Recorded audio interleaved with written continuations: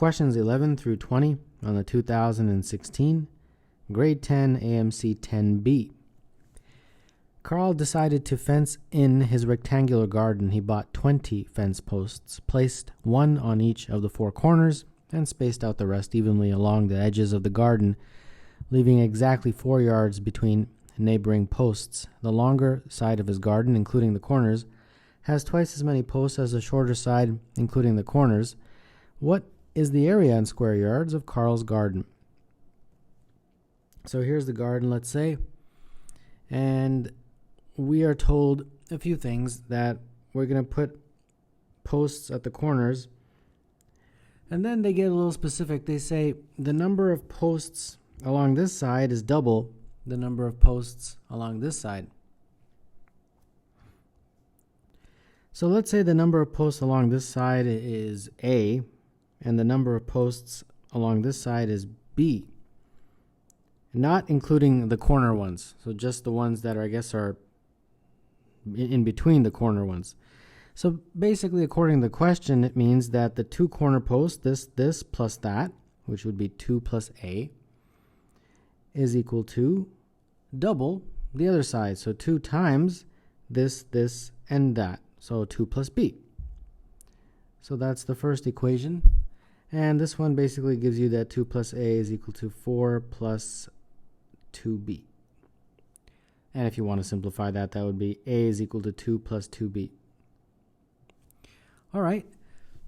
We are also told that there's 20 posts in total.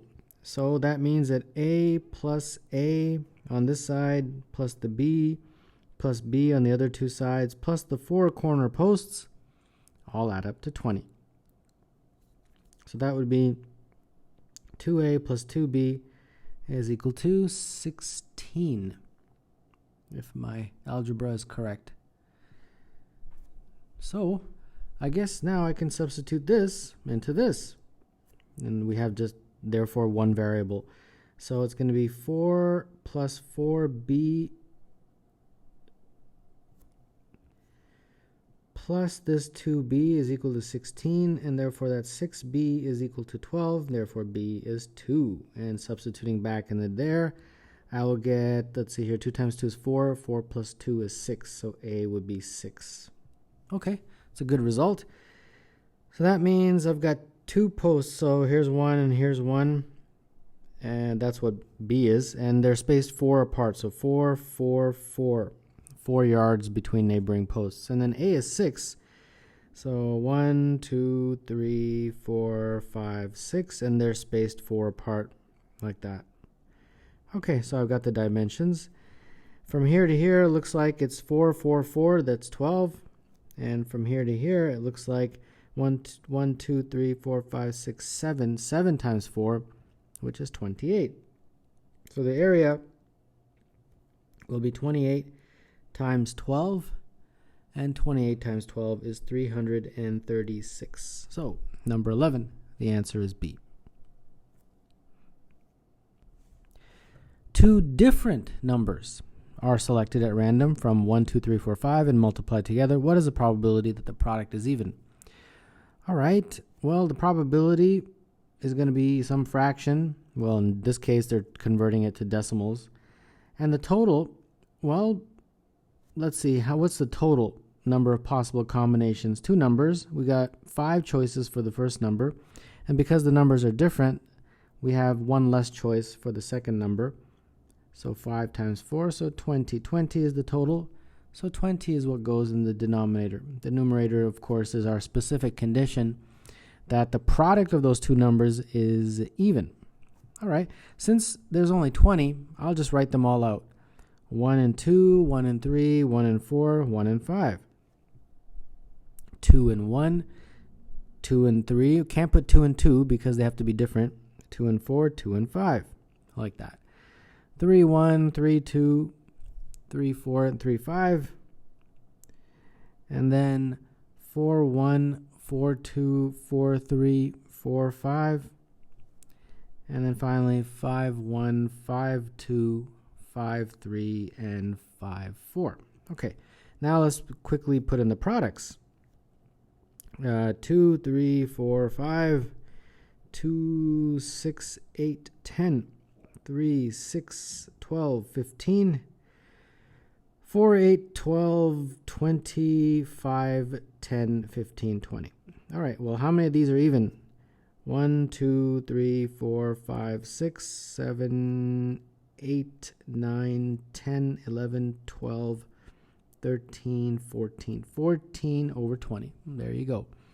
That is 7 over 10 in lowest terms. In decimal format, it's 0.7. So number 12, the answer is D. At Megapolis Hospital, 1 year, multiple birth statistics were as follows. Sets of twins, triplets, and quadruplets accounted for 1,000 of the babies born. There were 4 times as many sets of triplets as sets of quadruplets, and 3 times as many sets of twins as sets of triplets. How many of these 1,000 babies were in sets of quadruplets? We have twins, triplets, and quadruplets, quads. And the question tells me that if this is, say, A, this would be 4A, and this would be 12A. Entirely based on the question. I haven't done anything yet. And this all accumulates to 1,000 babies. So mathematically, it would be 2 times the number of twins, plus 3 times the number of triplets, 4 times the number of quads. That's going to equal 1,000. Well, the number of twins, or the sets I should say, is 12A. The number of sets of triplets is 4A. And the number of sets of quadruplets is A, according to our variables. So now this becomes what? 24A plus 12A plus 4A is 1,000. And what's that? 30. 48. 40A is 1,000. So dividing through, we get A is equal to 25. Okay, let's go back and plug in 25.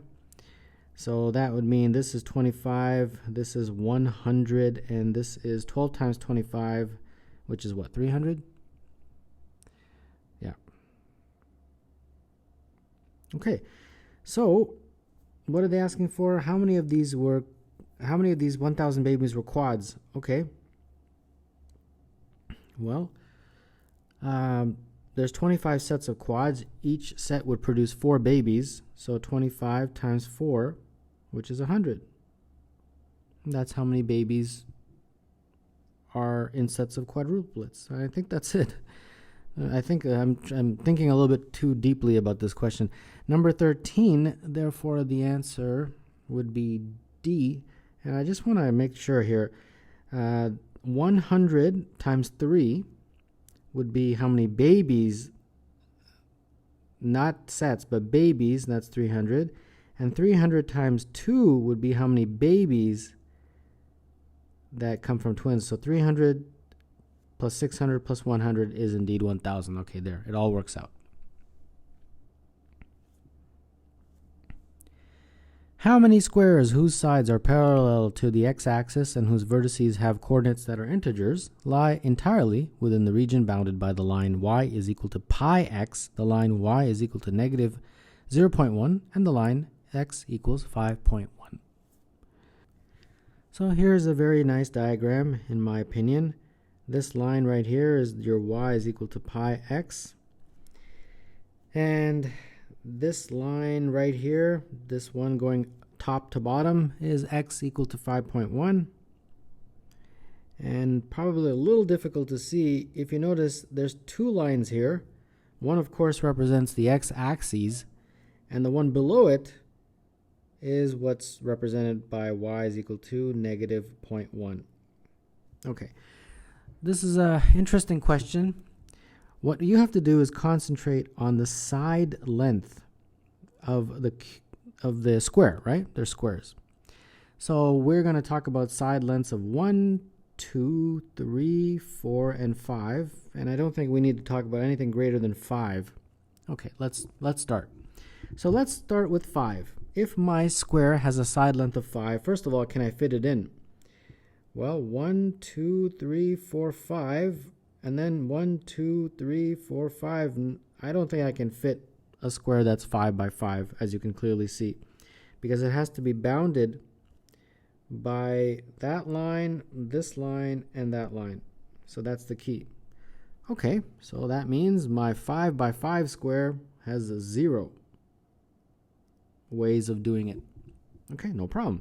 Move forward. 4 by 4. Well, I think I can do a 4 by 4. Or can I? Well, I've got 4 here, but what if I go up 1, 2, 3, 4? Oops. I go beyond the boundaries, which is a little unexpected that this is also 0, but no big deal. Okay. Now what happens is things start to get a little bit more, not necessarily complicated, but a little bit more time consuming.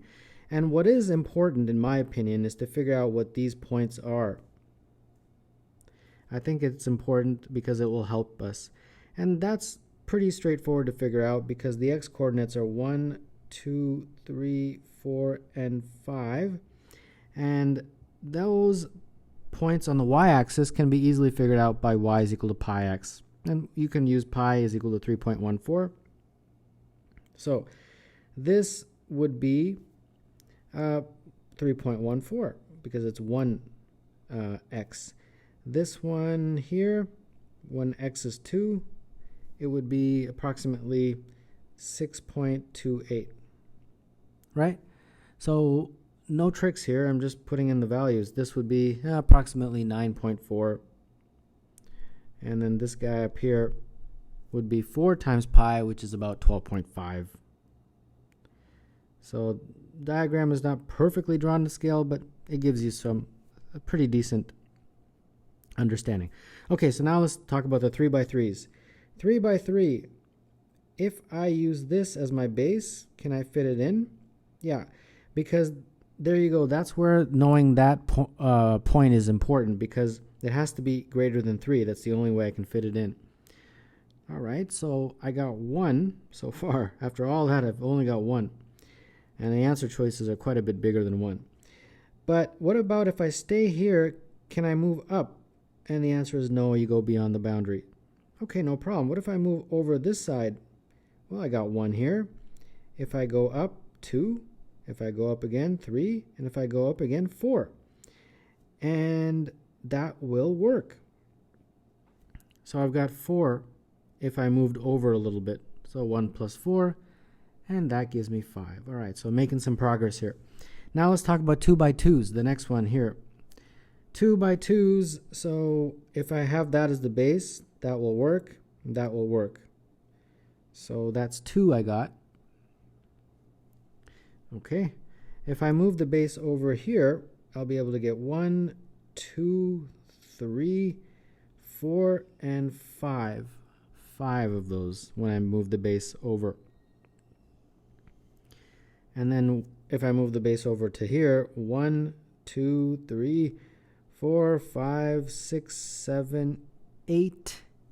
And I think that's it because the next one, it would be outside of the boundary. All right, so I got 8 here. So that is 15. And then now finally the 1 by 1. Okay, so this one obviously will have the most cases. 1 by 1, 1, 2, and 3. All right, so that's 3. 1, 2, 3, 4, 5, 6. If the base is here, 1, 2, 3, 4, 5, 6, 7, 8, 9.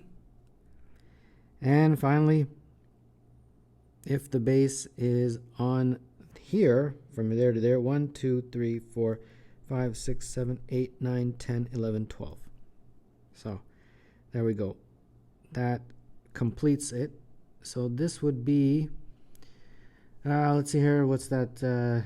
12 plus 12, 24, 30. So the total is 30 plus 15 plus 50. That's 30 plus 15 plus 5, which is 50. I got a little ahead of myself there. So number 14, the answer is D. It's a pretty cool question. All the numbers 1 through 9 are written in a 3 by 3 array of squares, one number in each square. in such a way that if two numbers are consecutive, then they occupy squares that share an edge. The numbers in the four corners add up to 18. What number is in the center? Well, first just talk about what they mean by share an edge. I'm sure some of you understand, some of you may not. Share an edge means like that. So numbers are consecutive, for example, 5 and 6. They would have an edge between them. That's what all that means. Share an edge. Okay, let's figure out what to do here. This is a little bit of trial and error, which is always a bit of a time drain, but you know, it is what it is. Okay, so let's make my 3 by 3, and here we go. Well, my first square, I'll just keep it simple. I'll just try to go in order. 1, 2, 3, 4, 5, 6, 7, 8, 9. Everything shares an edge, right?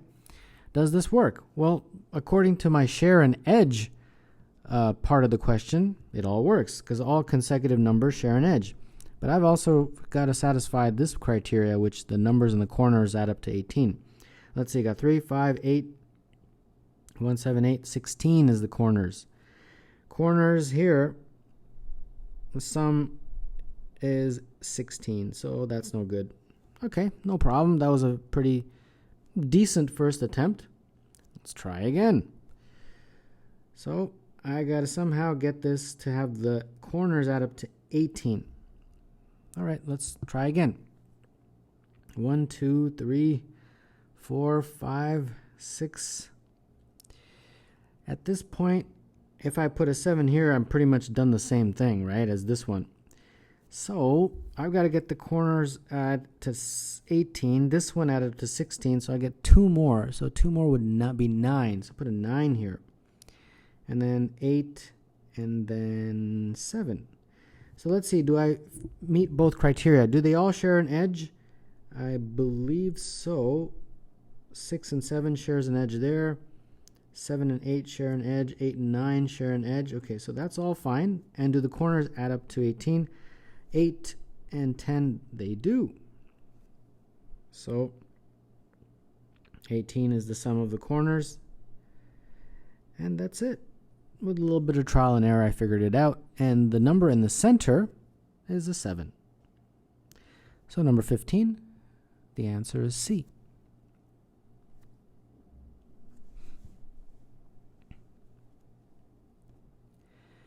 The sum of an infinite geometric series is a positive number s, and the second term in the series is 1. What is the smallest possible value of s? Some of you may know that the sum of an infinite geometric series is given by a very nice formula, a over 1 minus r, where a is the first term and r is the common ratio. Now you might not be convinced that this is possible, because if it's infinite, wouldn't it just keep on going? And the answer is, well, this only works when r is less than 1. So I guess that's the key to understanding or being convinced that the formula will work. All right, so let's keep going here. And for the sake of completeness, r can also be greater than -1. All right. Okay, let's begin. The second term, they tell us the terms are going to be a, ar squared, ar cubed, and so on, right? But they don't give us any of the terms except the second one. They tell me that this guy is equal to 1. So, okay, AR, therefore, is equal to 1. So I can isolate A equals 1 over R and put that into here. It's always better to have less variables rather than more variables. So this becomes 1 over R, and that stays 1 minus R. Invert and multiply, I get 1 over R times 1 over 1 minus R. So this is 1 over r minus r squared. Okay, so my goal is to make this guy as small as possible. Well, how do you make that as small as possible? And the answer is I don't know. But I do know one thing, that if I make this denominator as large as possible, then s will be as small as possible. So to minimize s, I must maximize the denominator, which in this case is r minus r squared. I think that will be sufficient. Okay, so let's now concentrate on trying to maximize r minus r squared. Okay, so we have r minus r squared, and we're trying to maximize this guy. I'm going to flip it here, write it like that. And then some of you know how to do this. You do it by completing the square. Let's factor out the -1, and then we get minus r. Then what you do is you take half of this coefficient, which in this case is -1. Well, the coefficient is -1. You take half of it, which would be -1/2, and you square it. When you square -1/2, you get 1/4, and then immediately you have to subtract that. And then the good news is that those guys factor beautifully. R minus 1/2 all squared. And then kick this out, but don't forget to multiply by that -1. So that'd be plus 1/4. So this basically is like a parabola that opens downward. And when r is 1/2, it's going to be 1/4. So something like this, right? Like that. So what that essentially means is that when r is equal to 1/2, we have the maximum value of that function. And that is 1/4. So the max value of this guy after completing the square is 1/4, and that happens when r is 1/2. Okay, so I got the max value of this guy, so that's what I needed to do to substitute back into there. And when I do, I get s is equal to 1 over the max value, which is 1 over 4. The max value of that is 1 over 4. And therefore invert and multiply, and you get s is equal to 4. And s is equal to 4 will be the minimum value of s, smallest possible value of s. So number 16, the answer is E.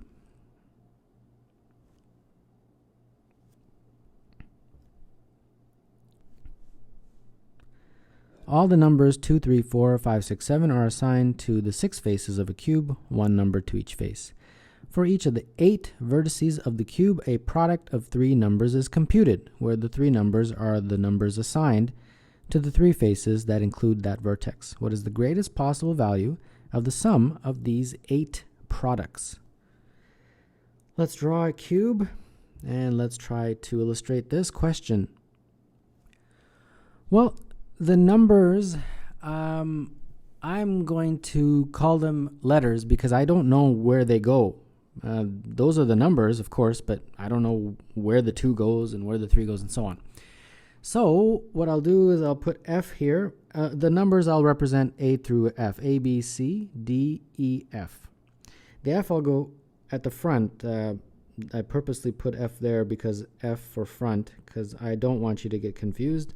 And the B I will put at the back, purposely B for back. And then the other letters, doesn't really matter. I put A on this side. C I'll put on this side. D at the top. And then E at the bottom. And what's left? I think that's it. 1, 2, 3, 4, 5, 6. Okay, I've assigned them all. Now, at each corner, I will put the 3 that basically meet. So for each of the 8 vertices, the 3 numbers are the numbers assigned to 3 faces that include that vertice. So for example, this guy will be BCD, right? Because it includes the back, it includes the top, and includes the side, that vertice. All right, so similarly, this is BCE, this is CEF. This vertice, the product would be AEF. This guy, ADF, ABD, and this one in here, what is it going to be? ABE, I believe. ABE. And finally, the top one, this one, CDF. Okay, hopefully that isn't too messy. All right, now we got to calculate the sum. The sum is all of those together. So we got ABD plus ADF plus AEF plus ABE plus BCD plus BCE plus CDF, and one last one, CEF. Okay, so how does this help us? Well, we have to do some factoring. If I factor out an AD, I'll get B plus F from this guy and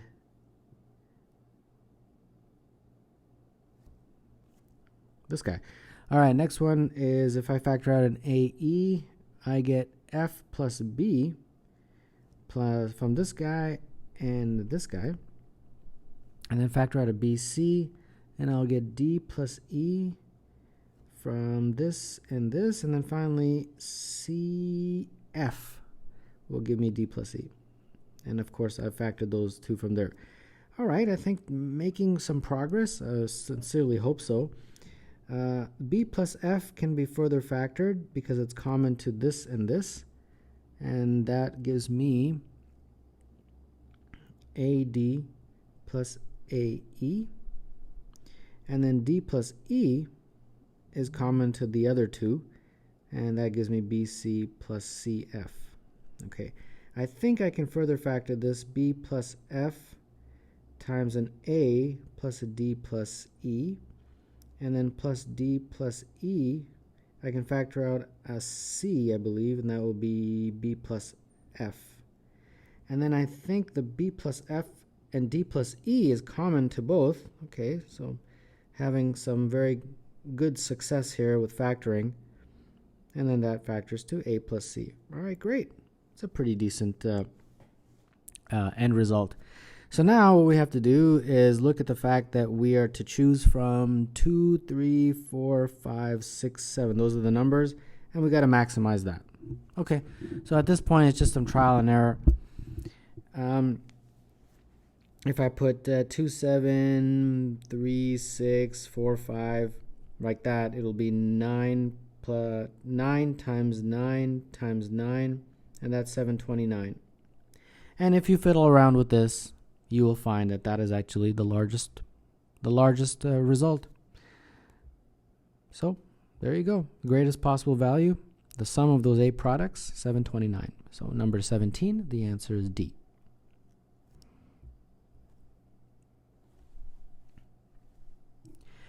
In how many ways can 3, 4, 5 be written as the sum of an increasing sequence of 2 or more consecutive positive integers?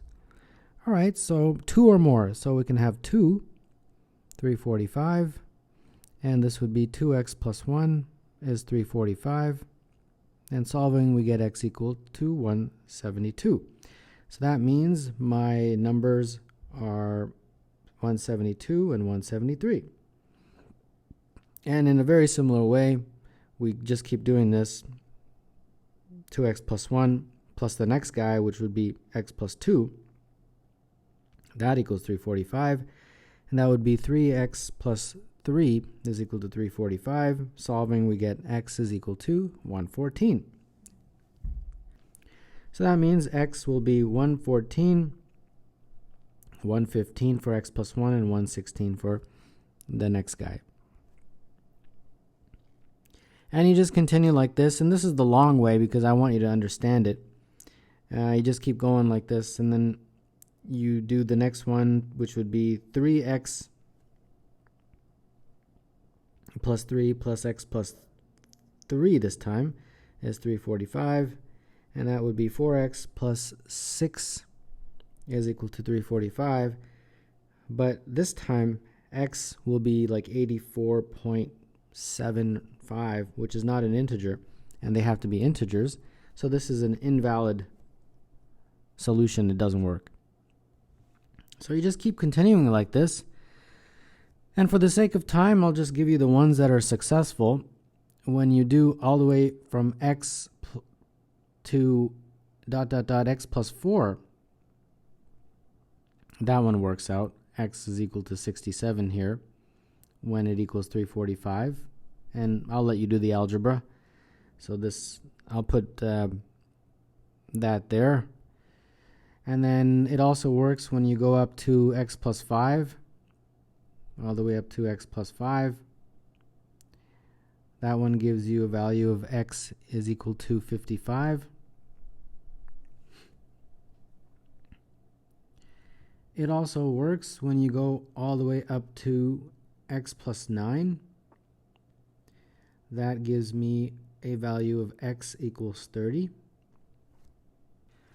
And there's a few way out there. You have to go all the way, unfortunately, to x plus 14.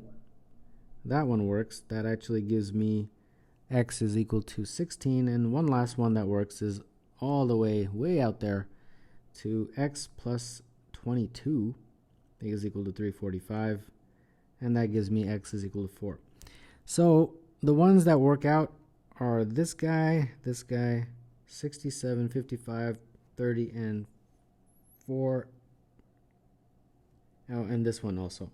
So how many is that? That's 7, right? So the answer is 7. And if you have a shortcut, which I sincerely hope that you do, please use it. And I'll give you a little bit of a hint. The shortcut involves prime factors of 345 and the median. So this is the way I would do it in practice. But then on a math contest, of course, you need to find a shorter way of doing it because this is very time consuming. Rectangle ABCD has AB equal 5, BC is 4. Point E lies on AB so that EB is 1. G on BC so that GC is 1. Point F lies on CD so that DF is 2. Segments AG and AC intersect EF at Q and P respectively. What is the value of PQ over EF? Let's label a few things here. F to P I will call A. P to Q I'll call B, this distance here, this little distance. And Q to E I'll call C. So what they're asking me is to find PQ over EF. So in terms of my labeling it'll be P over A plus B plus C. Yeah. Okay, so here we go.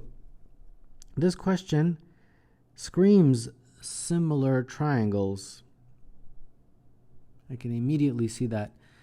And one is obvious, one is not as obvious. So I'll first do the obvious one.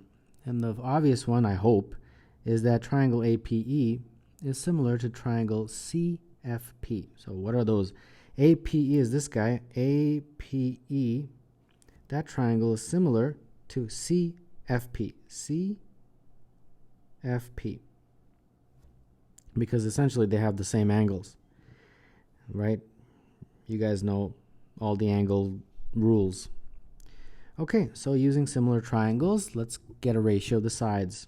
So PE over FP is going to be AE over FC. And that means PE, which is what, in terms of my labeling, is B plus C, right? So let's use that labeling. B plus C. FP is A. And then AE, well, I think they told me that in the question. AB is 5, EB is 1, so AE is 4. Okay, 4. And then FC also, they told me in the question. Let's see here. Well, this is 5, since it's a rectangle. And BC is 4. Okay.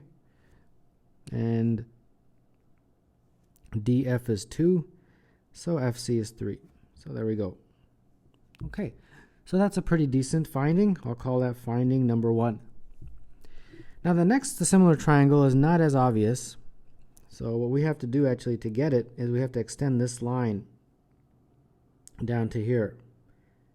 And extend that line to meet it, to create that sort of a triangle right there. And then from here to here, well, I don't know that distance, so I'll call it X. But from here to here, I do know that distance, GC, they told me in the question, is 1. So I'll just label that 1. Okay, so before I even attack the next similar triangle situation, I need to figure out what this value of x is. I can do that pretty easily with that being compared to that guy. Those are similar, right? So I'll call this H. So that means GCH is similar to the big one, AHD. So therefore 1 over x is the same as AD from here to here over that whole base. AD is 4, and that whole base is 5 plus x. So cross multiply, you get 5 plus x is equal to 4x, and therefore 3x is equal to 5, x is equal to 5 over 3. All right, great. So I've got, I think, everything I need. Now my next similar triangle situation, now it becomes a little bit more clear as to what it is. And that is that triangle AQE is similar to triangle FQH. And AQE is this guy, AQE, and that is similar to FQH, like that. Those are similar because they have the same angles. All right, so the ratio of the sides, AE over FH, is equal to QE over FQ. Substitute in what we have. AE is 4, FH is 3 plus x, which is 5 over 3. And then QE is what? QE in terms of my labeling is C, and FQ in terms of my labeling is A plus B. Okay, so that means C over A plus B, and then I gotta do this fraction here, and this is gonna be 6 over 7 when it's all said and done. I'll let you do that math. Okay, so I've got, this is my equation 2. So some pretty good findings. Okay, let's backtrack and keep in mind that's my prize, that's what I'm headed for. So I've obviously got to get some stuff to cancel out. All right, so my goal is to get everything in terms of one variable, and then that will allow everything to cancel and we'll just get a numerical value. Okay, so from equation 1, this guy right here, I get the following. If I cross multiply, 3b plus 3c is equal to 4a. And from equation 2, this guy right here, if I cross multiply, I will get 6a plus 6b is equal to 7c. Okay, so I've got to get one in terms of the other. From this one, I can isolate for a. 3b plus 3c over 4 is a. And then what I can do is I just substitute that into here. That would help. So this would be 6 times 3b plus 3c over 4 plus 6b is equal to 7c.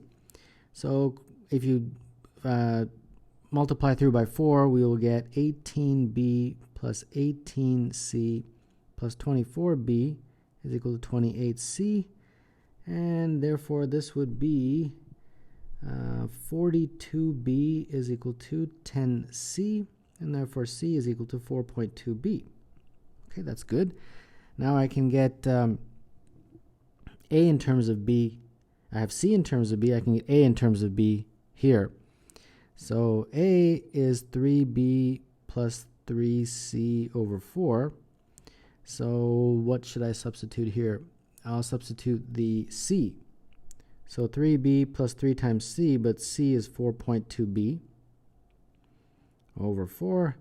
So therefore a is equal to 3b plus, what is that, 12.6b over 4.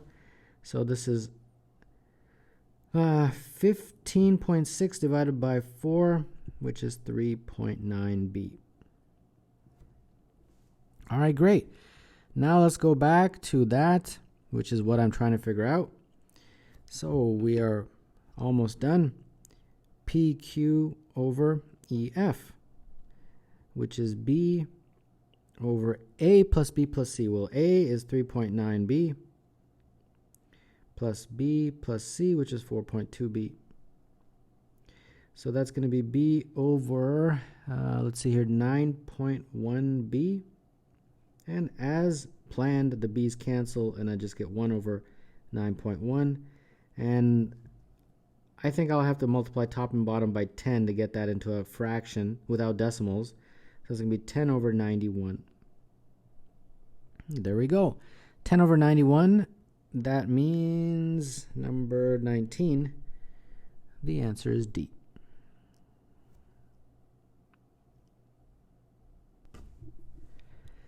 A dilation of the plane, that is, a size transformation with a positive scale factor, sends the circle of radius 2 centered at A22 to the circle of radius 3 centered at A prime 5, 6. What distance does the origin 0, 0 move under this transformation? Well, let's see. Let's draw a diagram, try to explain this. So, somehow, some way, we've got two circles. Let's talk about this question now. So the first circle has a center at 2, 2. So this is 2 and this is 2, and it has a radius of 2. Okay? And then the second circle has a center 5, 6. So this is approximately 5 and this is 6, and it has a radius of 3. All right, so what they're saying is that when this transformation happens, where does the origin go? So the origin is going to move in order to accommodate this big circle so that it behaves in the same way, so that the big circle is also tangent to the axes. Okay, so let's first draw those tangent axes for the big circle. It's going to be something like this here.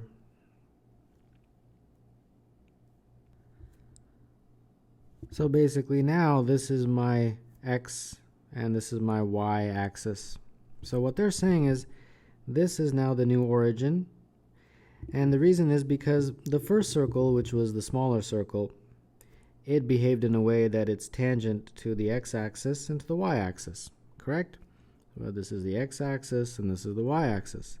And what they do is they just do a size transformation to make the circle bigger, and this becomes the new x-axis and this becomes the new y-axis, and again it's tangent to both of those axes. So what they're saying is, what's the distance from here to there?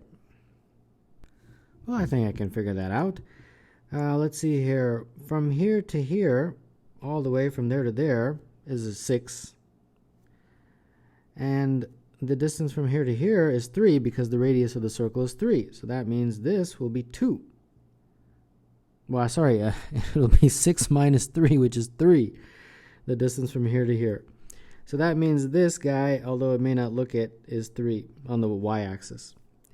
And therefore the distance from here to here is 3. And then similarly, the distance from here to here is 5 on the x-axis. The radius is 3, so let's get it right this time. 5 minus 3 is 2, so the distance from there to there is 2. So from here to here is 2. So we can figure out this distance represented by the red line pretty easily using Pythagoras. So d squared is equal to 2 squared plus 3 squared. So d squared is equal to 4 plus 9, which is 13. And therefore d is root 13. So number 20, the answer is C.